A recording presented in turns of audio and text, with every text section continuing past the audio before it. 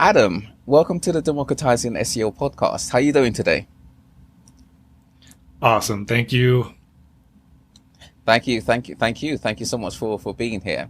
I thought you will be interesting to speak with around link building.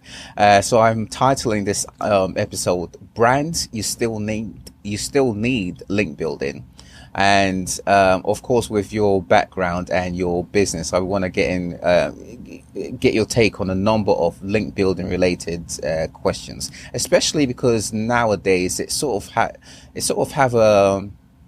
has like a negative connotation to it, which I personally don't think should be the case, but unfortunately it is where we are within the industry right now.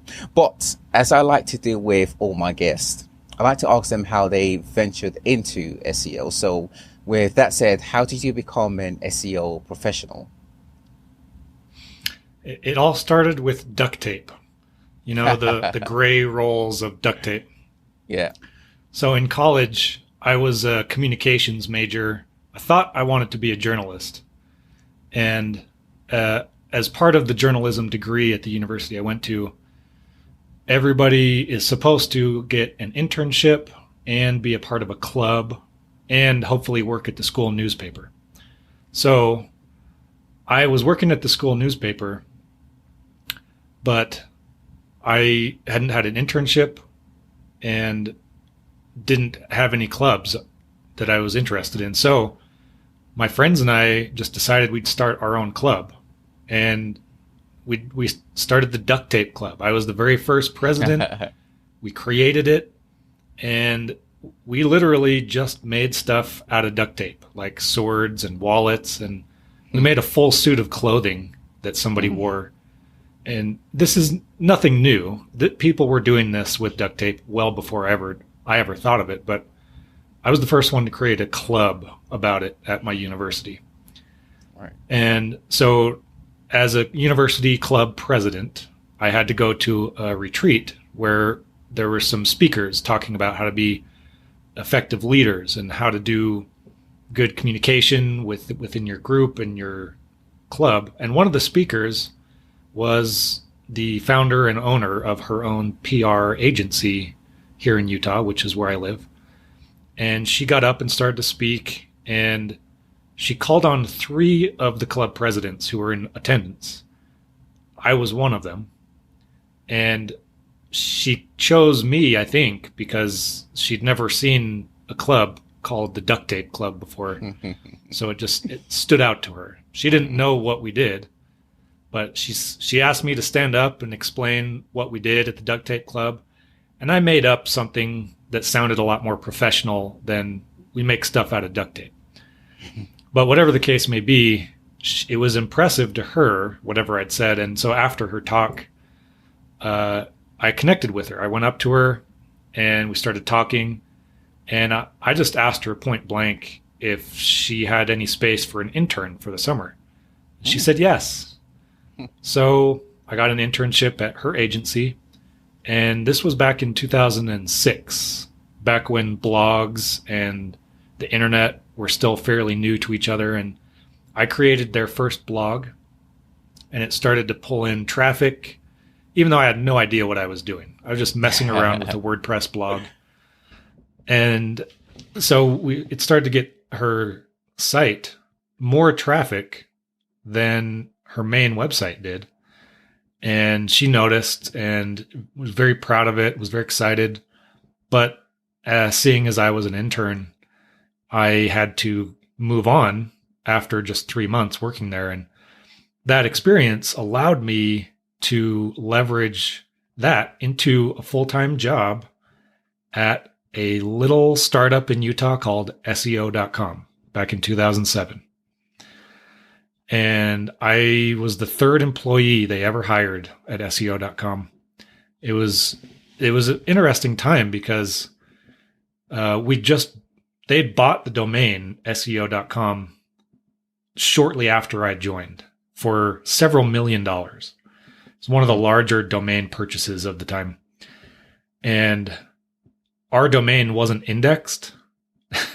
Nobody could find it. We couldn't even rank for our own name, and we were SEO.com. So that was pretty funny to us. But we still got a lot of clients just because we had the domain name SEO.com. Mm-hmm. We had a sales team that were out there cold calling. And if they mentioned they were from SEO.com and we offered SEO services, it was one of the easiest sells possible. Even though nobody could find us online and we couldn't really show that we knew what we were doing. Right. Eventually, it all turned around and we all had a great ride. There were over 200 employees after 2 years. And that's when I left and started doing my own thing, which is what I do now.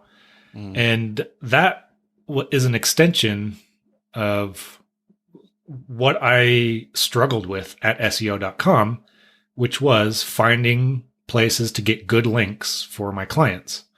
That was one of my biggest headaches as an account manager. Yeah. And we couldn't do it in-house very easily because you basically had to either own your own websites or have a huge network of people you knew who owned websites. So it was difficult to manage that kind of thing. And we had in-house writers. So that was the easy part. But yeah, we struggled. Just like I think every agency and marketer does, they struggle to get good, quality, relevant, consistent links all the time. It's one of the biggest pain points. Yeah. It's interesting you mentioned there the content side of link building is the easiest side, and the outreach is absolutely the more difficult part of link building. And I've noticed a number of agencies tend to focus more on the content creation part of link building, even when they suggest they carry out outreach for clients. They primarily focus on the content because it's the easiest part of link building. And one of the things that is very interesting to me is post Penguin, a lot of the outreach part. Oh, are you still there? Your video has okay. It's probably okay. Internal issues, internal recording issues. Your video has gone blank for me, but it's probably still there within the recording itself. Okay, I'll just carry on. I can see you, and I can see myself. Yeah. Okay, cool. So, yes, the content outreach, or the content creation rather, is the easiest part of it. The outreach is definitely the most difficult part. Do you think this is why a number of agencies tend to focus more on the content creation / content marketing part rather than the actual link acquisition part of it? They tend to stay away from the term link building, link acquisition as well, because it has such a negative connotation around it. Yeah, I think that's probably a lot of the reason why a lot of agencies are moving away from trying to actively acquire links as the main focus and instead focusing on content creation. But also, I think it has to do with the level of control you've got. Right. When you create your own content in-house, you have 100% control over what it says. And it's that is the difficult part when you're doing outreach. People can change your content at will. Yeah. If you always have to be doing outreach and sending content to hopefully be published on third-party sites, you don't know what they're going to do with it. So it's very scary. And if you spent hours and hours and hours on a piece of content and somebody just ends up changing it completely, you have no control. Yeah. And that's one of the hardest parts about doing link building and content marketing on third-party sites is you lose a lot of control, which means ultimately you lose a lot of efficiency as well. So link building, I like to say, is the most controversial part of SEO. Why is it an area of SEO that interests you? Again, it goes back to the control. I first got into marketing because I was fascinated by just experimenting with stuff. And I remember back in the Wild West days of SEO, when you could still do black hat stuff and get away with it, we would just do tests and just do a bunch of link spam just to see what would happen. And you could rank a site very quickly with some of those black hat techniques. They typically ended up falling away within a couple of months. But that's what first got me interested in how powerful link building could be to drive those organic results. And obviously, the site that you're trying to rank has to be structured properly. It has to have great content. It has to be a worthwhile resource.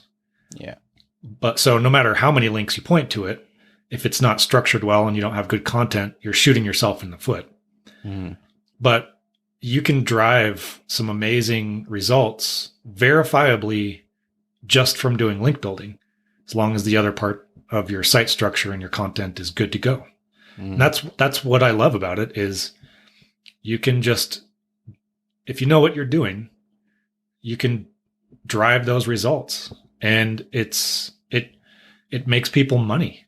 And at the end of the day, as an agency, if you can make your clients more money, they're going to stay your client for a really long time. Mm-hmm. Yeah. So Tork Media, I'm interested to hear the story behind this. So please tell us why you created it and essentially how it came about. Well, yeah, the seed of the idea started for me when I was at SEO.com, because as I said, I ran into this problem on a daily basis, which was, where do I get links, relevant quality links for my clients every single day? And I figured out how to do it so enough that I was at a point where I either had to convince the owner of SEO.com to do it my way and invest in my way, or I had to break out and do it my way on my own.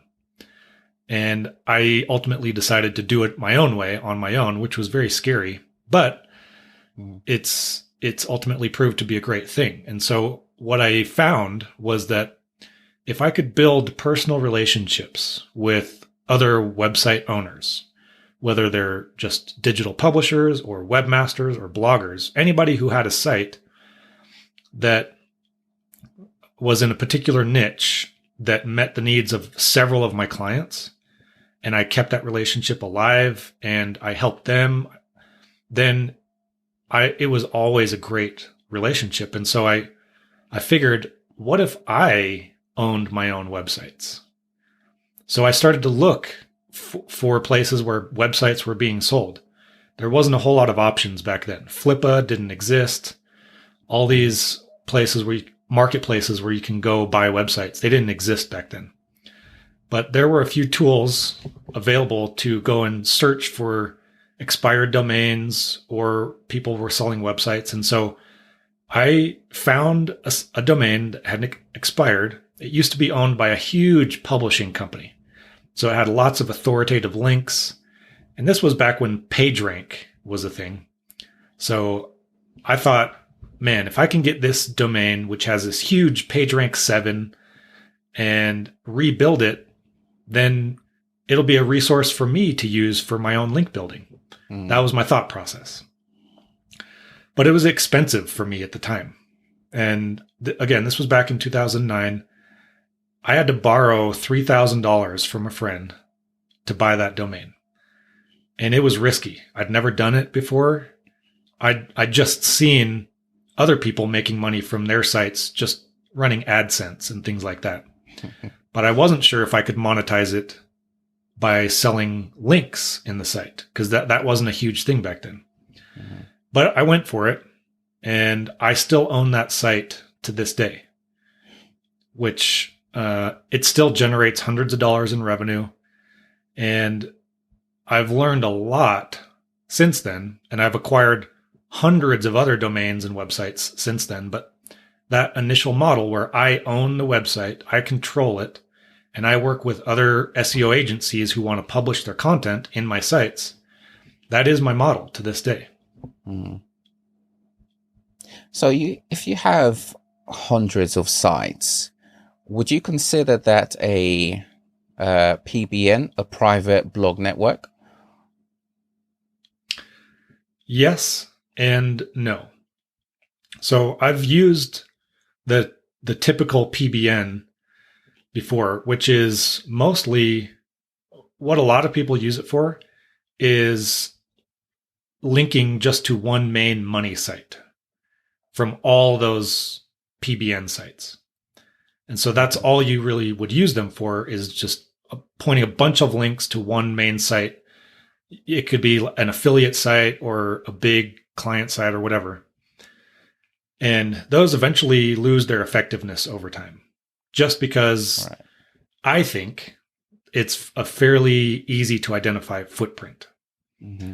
Yeah. And a lot of times all those sites are hosted at the same place. They're all on the same IP. They all have similar looking templates. And the reason people might look at my network as a PBN is because it has some of the same properties, where I'm the main owner and I do let people publish sponsored posts in my sites. But that's sort of where the similarity ends. Mm-hmm. The way that I've made sure to differentiate myself and my sites is they're all hosted on different IPs, for one thing. They're all designed with different templates. They have unique logos. They all have social media accounts that are active. And I use a lot of AI to do this stuff. So I have a very lean team, and sometimes we'll buy fully functioning websites that already existed, already have traffic. Sometimes we'll buy expired domains. Sometimes we'll get access to a site that somebody else owns, and they'll give me a publisher login.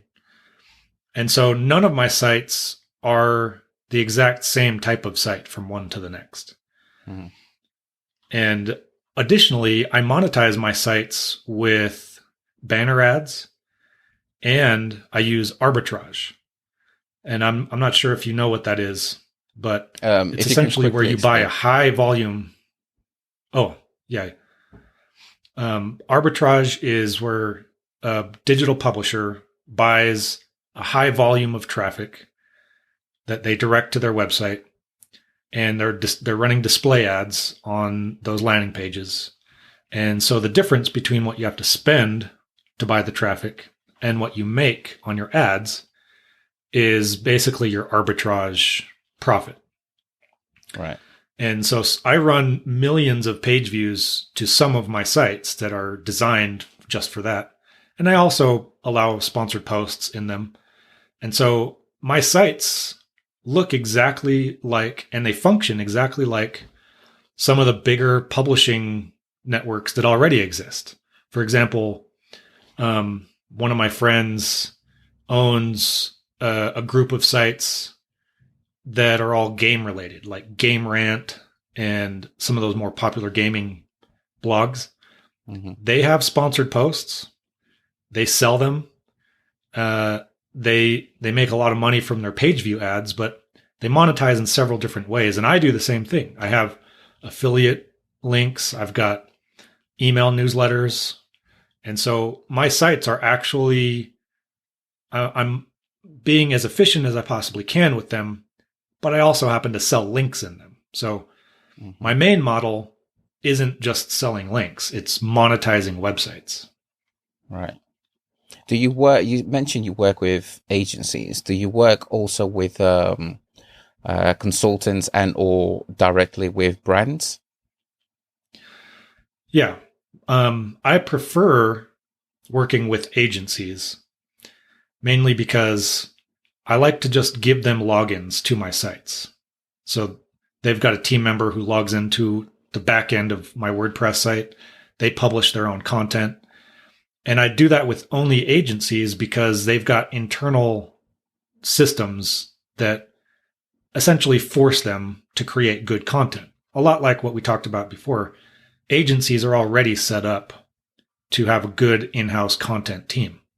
Whereas the end user brand, a lot of times they don't have the ability to create a lot of content at scale that you sort of need to be able to do if you want to take advantage of link building. I do work with some freelancers and consultants as well, but that's not a huge portion of my revenue. So I really love just working directly with agencies because there's more efficiency. It can scale a lot easier. They're easier to work with, just all the things. Mm. So I would say a number of brands, right? They look at link building since Penguin as something that shouldn't be carried out. Some brands will say, well, the reality, especially those in very aggressive industries, such as gaming, gambling, for example, they would say the reality is, one, we're not breaking any laws, right? Link building is Google's guidelines are guidelines, not laws, right? And two, the industry dictates that we need links. There are no two ways about it. If you're in an aggressive industry, you absolutely need links. What would you say is the reality that brands should be aware of link building? I think you said it pretty well. When Google comes out with any guidance or guideline, I rarely pay attention anymore, just because I try and spend my time figuring out what actually works, as opposed to reading what other people say you're supposed to do. There's a huge difference. And I think that's where a lot of the confusion comes from, is what Google says and what actually works are so different from each other. And that can be very confusing to anybody, whether they've been doing SEO for 20 years or 2 months. Mm-hmm. So I feel bad for brand managers and product managers who have to try and sift through all the stuff that Google is putting out, all the stuff that the so-called SEO experts are putting out. Because anybody who labels themselves an SEO expert, they sort of have to follow the Google guideline if they want to be legitimately considered an expert. But there's a lot of people that don't say that they're an expert, that are just getting results for people. And those are the type of guys I like to hang out with, guys and gals, because there are women in this industry, just not a lot of them. It's mostly a male-dominated industry, I've noticed, still. But regardless, that's the tricky part of navigating SEO, is having to be able to decide between what you want to do given the information at hand. Do you think sometimes we SEOs almost try to, how can I say this? Sort of like fit a brand into SEO rather than to do SEO for a brand? You know what I mean? Sort of like appropriate SEO for what a brand needs rather than trying to get a brand to stick with best practices, because that's what SEO is supposed to be. I would say there are always best practices when it comes to SEO. There are always things that will be good and that will improve your organic rankings, no matter what anyone says or what algorithm update comes out. And so if a brand isn't doing those things, that's a huge opportunity for any SEO person to just go in there and set up the basics, which is 99% what you do with your website. Right. And I've seen some brand sites, they're just horribly structured. Page load times are just crap. Their internal linking structure is crap. All these basics are just really bad still in 2023.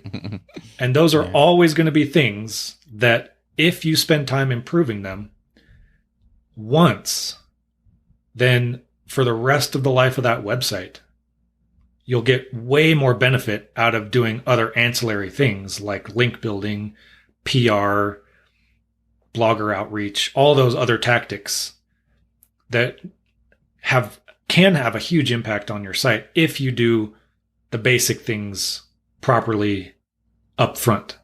Mm. So let's get into costs of links, right? There was a time when website owners really didn't know the value of a link. So you could get a link for like £100 or $100 in your case, and that was pretty much the norm. And I'm sure you've noticed over the years it's increased. Possibly it's compounded. From looking at it from a top line or bottom line point of view, how much does a link cost to acquire? That's a nice, tricky question. So the questions I get asked every day have to do with the SEO metrics of a site. That's what we sort of use to determine how much something is going to cost us. And I get all kinds of different methodologies that SEOs are looking at to determine how much they're going to spend on a particular link. So the most common things that I see right now that people use to judge how much they'd want to spend are the domain rating of a site, just the main domain, not any pages or anything. Mm-hmm. The spam score, which is a Moz metric, but you can use other tools to check that out. And domain rating is by Ahrefs, by the way. Mm-hmm. And then the organic traffic of that site, which, again, most people will either use SEMrush or Ahrefs to figure that out. And none of those tools are perfect, for one thing. And they don't really tell you the story of that particular website. They're just sort of markers that people are using to help them judge what they'd be willing to spend. Mm-hmm. And then I guess the fourth thing would be the relevancy of that particular site to wherever you want to link to. And the way that I've seen a lot of things priced is if something has a domain authority of like 50 plus, domain rating of 50 plus, and at least 1,000 organic traffic a month, it's going to cost anywhere from $100 to $200, depending on other factors. You know, like if it has a easy to remember brand name, like brickvest.com. Like if it's a .com, it's got a nice sounding brand name, then you could probably charge more for it if you're the website owner. But if it's something like valorant-info.gg or something like that, where no one's ever going to remember it, it's not a real, it's an obscure video game title, and the domain extension is a .gg. No one's going to be paying a whole lot of money for a link on that site, even though if its metrics might be amazing, you're going to be hard pressed to, if you're the owner, it's going to be really difficult to get a lot of people interested in getting links from that site. So when I go out and try and acquire a new site, because I add a new site to my network every single month from a variety of different places, I'll usually either check Flippa, Domcop, which is an expired domain searching tool, or a couple of other marketplaces that I'm a member in. And I'll check those every single day. And I'm looking for brandable.coms with minimum domain authority, domain rating, organic traffic in particular niches like finance or health or business. And that's my particular model. Other people, if let's say we're talking to somebody who wants to start a website and get into monetizing websites, then you might want to look at just sites that are generating some sort of revenue right now and use that as a way to get your foot in the door, get your feet wet. It's bringing in some revenue. I don't have to buy sites that are actually making money. Actually, most of the sites I buy are making no money when I buy them. They just have traffic, and the site owner generally doesn't know how to monetize very well.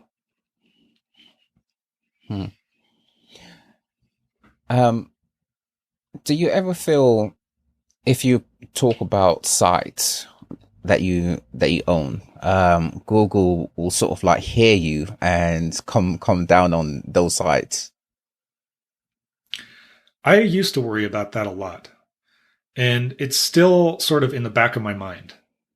Every time I talk or publish a post or anything I do publicly, I'm very hesitant to talk very much about some of my sites.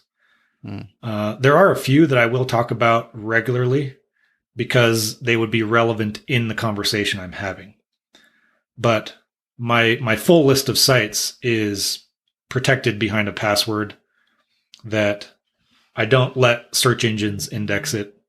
And yeah, I am of the opinion that the less Google knows about any of my sites, as far as a group, the better. They're all in Webmaster Tools. They all have Google Analytics on them.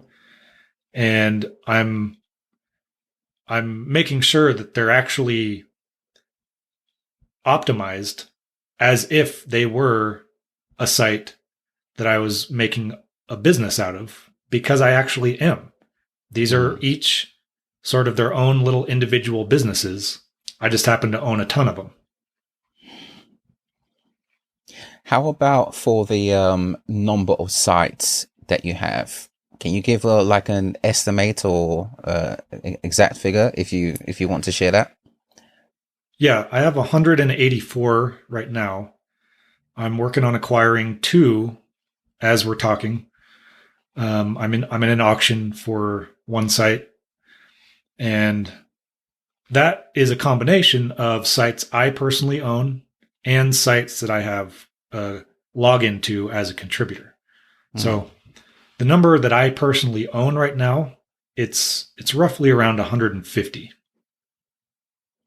Do you ever feel that you might run out of sites to acquire? So the reason I ask this is, of course, link building is a numbers game, right? At some point, let's say you're in the finance, do you ever feel you could acquire all sites within the finance industry and there'll be no more new sites? Nope. I honestly, I used to think that. I had that thought a lot several years ago, but for whatever reason, there is a new site I could acquire daily if I wanted to. I've just had to get more picky over the years. That's really what it's come down to. Because there seem to be more and more sites available as opposed to the opposite. Yeah, I think that's a link builder's fear, because they churn through a lot of sites, and at some point they feel, oh, we might actually not have enough prospects to contact, and then there's this thinking that there's a finite number of sites to question, but there's an unlimited amount, as you've indicated. Yeah, that's what I've seen. I could be completely wrong, but that's what I've seen. Yeah. Let's get into Penguin. Take me back to the moment when you came across the algorithm updates. What were your thoughts about it? And this, bear in mind for the audience, this penguin was after you had launched Tork Media, right? Yeah. So what were your thoughts when the algorithm was released? A little bit of a backstory to that. In 2010, I was the profile featured expert in a Forbes article titled "The Death of SEO" in 2010. Right.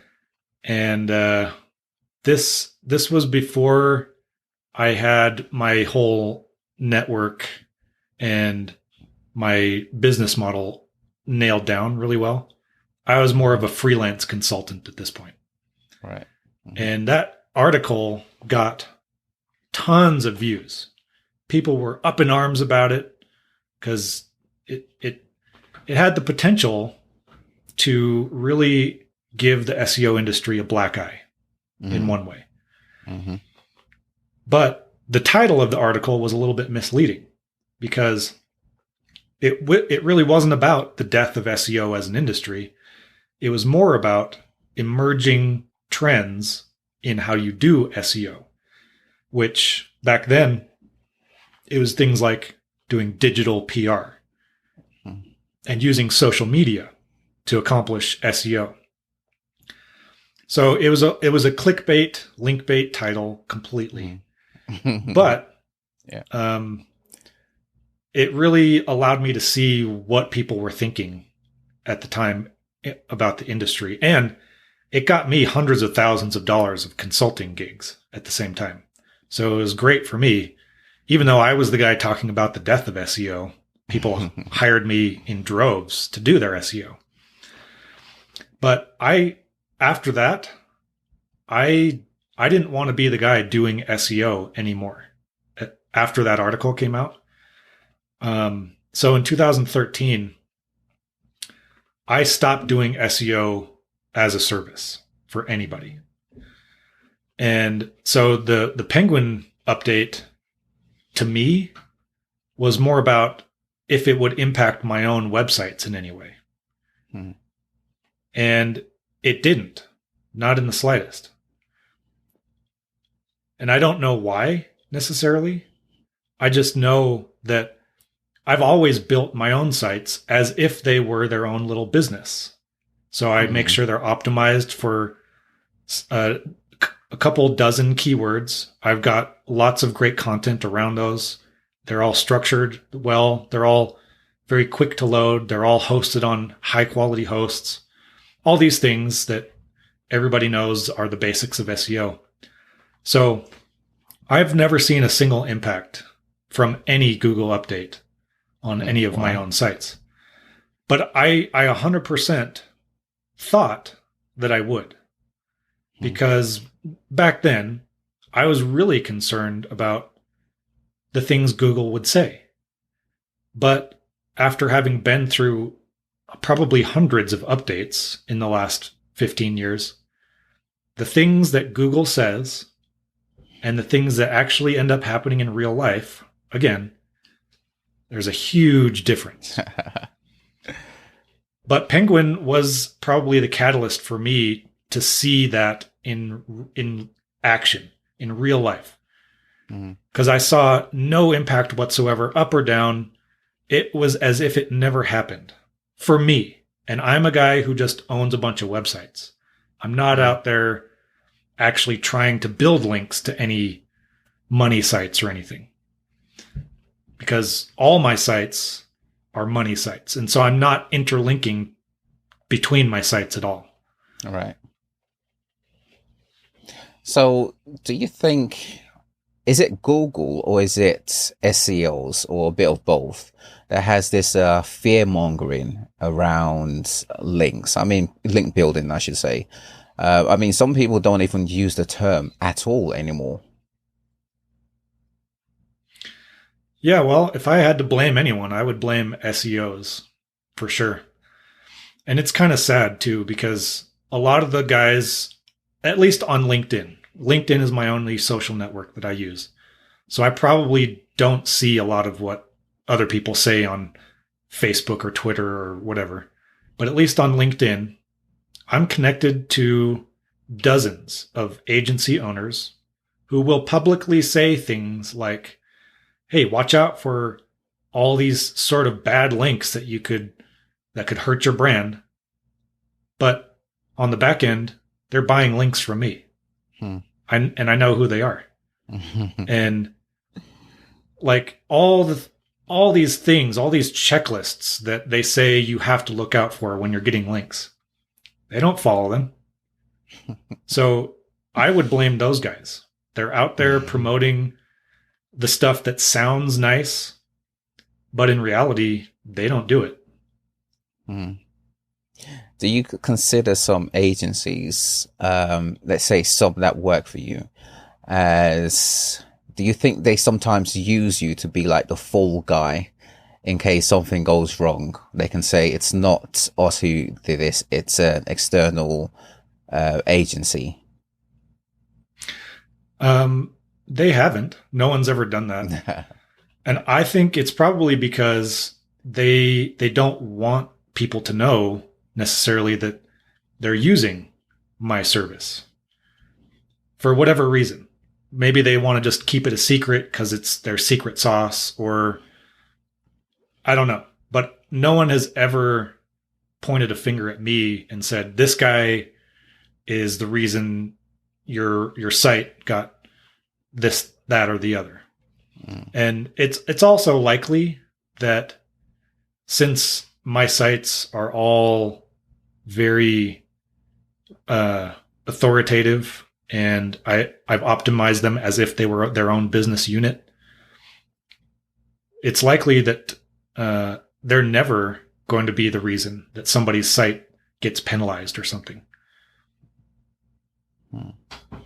So in terms of link building approach, or shall I say what works, what is the Tork Media approach to link building?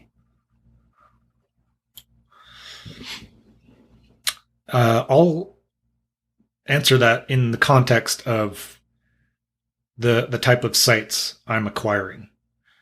Because I try and acquire sites that will be most appealing to my link building clients, right? So I want to help them do their job better. And so I constantly ask my clients, what are the type of sites that you want to have access to? Right. So that helps direct me which ones to go out and acquire. And it really hasn't changed a whole lot in the 10 years I've been actively acquiring sites.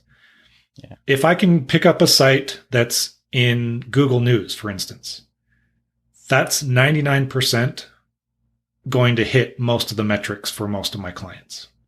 That one thing alone is one of the top requested things that my clients say they want access to are Google News sites. Right. So whether they have domain authority of 80 or 10, organic traffic of 10,000 or 500, whatever those might be, as long as it's in Google News, and I'm talking about the old Google News. And I'm not sure if you know the difference, but if you try and submit a site today to Google News, they'll approve it pretty quickly, but you'll never actually show up in a Google News feed. So the old Google News sites actually show up in Google News feeds, which means those articles get indexed very quickly. They rank very quickly. And that's what people use to do reputation management as well. So I don't always acquire those type of sites, but if I can, I will. Will link building ever die?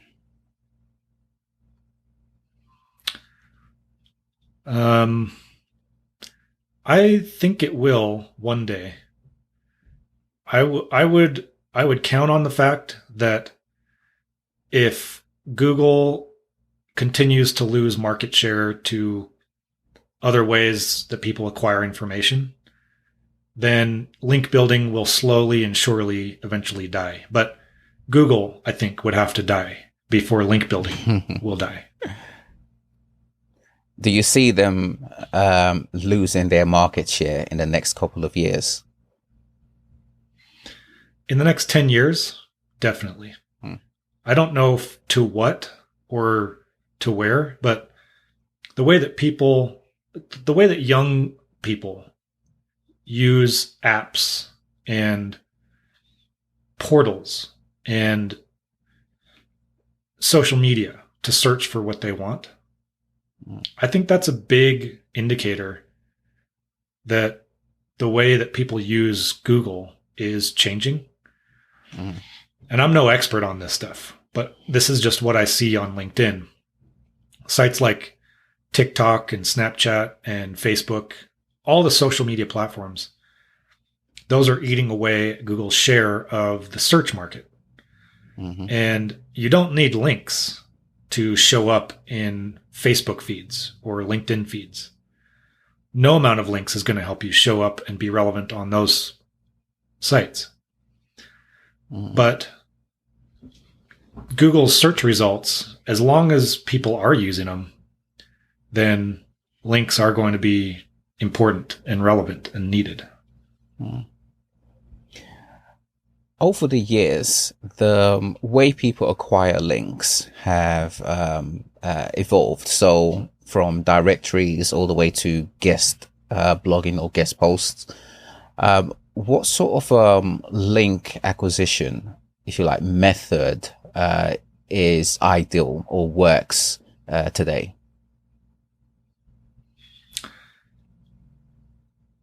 I think it revolves around the content marketing and PR that some agencies do it really, really well. And they're willing to spend money to get those pieces of content published at relevant places.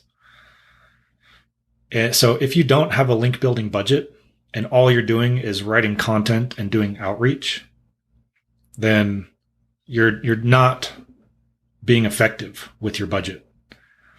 And that's just the reality. I'm not advocating that that's always how it's got to be, but that is the reality. And I always like to deal in reality as opposed to ideology, because they're much different. So the reality is you have to have a budget and you have to be willing to write good content in the first place. And then there's a lot that you can do with just good content and a budget.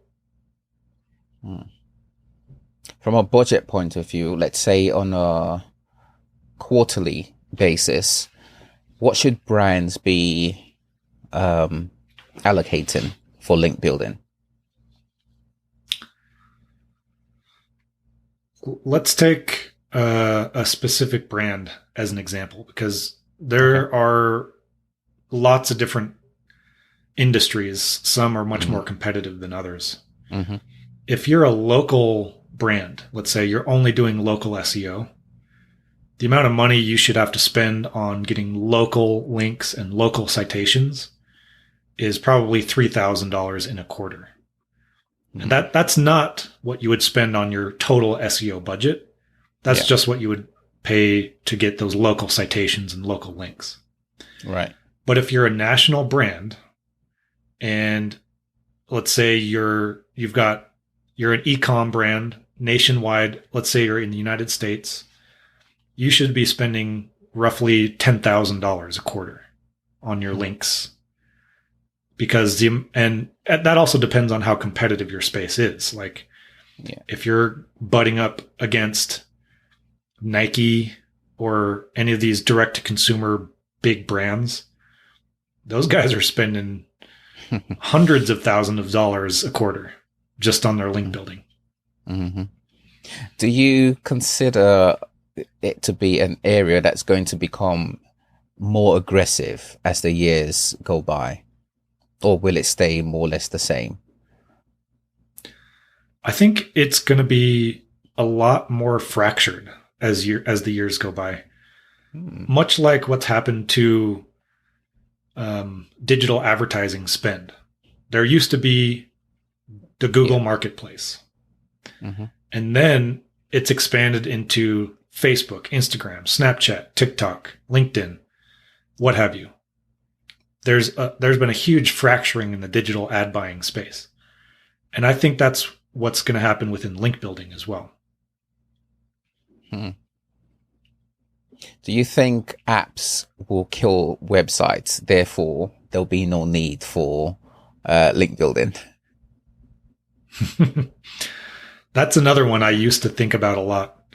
A couple of years ago, I really did think that the amount of apps being built and coming out, especially ones that are utilizing AI right now, I've always had this, I guess it's more of a temptation than anything, but I'm tempted to think that yes, one day these apps will take over websites, and the whole way that people consume information will just get disrupted completely. And that has happened, but not nearly to the degree that it would take to completely get rid of the necessity for link building. Because, I mean, I'm no expert on any of these new technologies, whether it's apps or AI or whatever. I do understand market economics. So if you've got 250 million users of any technology and you lose 1 million of them to some other technology, that is nothing. It's as if it never happened. And that is currently how Google sits within the search marketplace. They're only losing market share really to other search portals, and it's on a very slow, minimal basis. So yeah, I think one day it could happen, but it's not going to be because of any one particular technology that suddenly explodes out of nowhere. Right. Yeah, I wonder how the next couple of years is going to be for Google. Their market share, I think, will definitely take a hit. How big of a hit, I'm not sure. You mentioned portals, and I'm relating them to apps like TikTok, for example, where people search on the platform that they are on, i.e. the portals, right? So we're going from social media to apps to people searching on those specific platforms rather than going to Google to carry out their search. And I'm thinking, potentially, will that be how the industry evolves? So it becomes more, as you mentioned earlier, fractured, where people search with the platform that they are on. And let's not forget Amazon, who are, of course, Google's biggest competitors, definitely from an ads point of view, if not from a products point of view. It's going to be very fascinating. Why should brands not shy away from link building? If I'm looking at my own sites as an example, then I'll refer back to something else I said as far as the type of sites I acquire, which are, I try and get sites that are in Google News. So if I'm a brand and I've got a PR team and I've got an SEO team, if I get an article published in a site that's in Google News, I can kill two birds with one stone, because I can influence what shows up in Google's newsfeed with the title of my article. So if I'm a brand new brand that has just created a product that nobody's ever heard of, I'm a category defining product, nobody's really searching for it, but I can 100% define what the title of any articles are that I publish, then I'm going to start educating people about what my product is and what pain points it can solve for them. And you have to do SEO first to figure out what people are searching for. And then once you find out what people are searching for, you start putting those words in the titles of your articles, and people who are searching for those things find those published articles, which may not exist on your site because your site has no authority yet. So you have to publish content on third-party sites. And a lot of people still rely on press releases to do that, which that baffles my mind. Right now, people are using press releases still in 2023. But regardless, they seem to be effective. My sites are 10 times better than a press release service because the content that's published on them is editorial. It's not marked as a press release or sponsored or anything. It's as if it was written by a third-party source talking about this new product and with a link to the product itself. So you get a link to your brand's website and you get an article talking about your brand's product on a site that just writes editorials. So it's not a sponsored listing. It's not a press release. It just looks like a legitimate piece of news. And that's whether or not links are important in the future or not, getting in the news will always be important. Right. And to SEOs who shy away from the term link building, what would you say to them? Well, I would say that it's not a good idea to shy away from anything that works. I would shy away from things that don't work because ultimately you're playing around with your client's money and you're responsible to get them the best results for their money that you possibly can over the long haul. So if link building is a part of your strategy, then use your budget wisely on sites that you vet, have your own sort of metrics that you want to acquire, and just be consistent with whatever that methodology happens to be. Just be consistent with it. So, and the more consistent you are in link building, the better results you're going to get over time.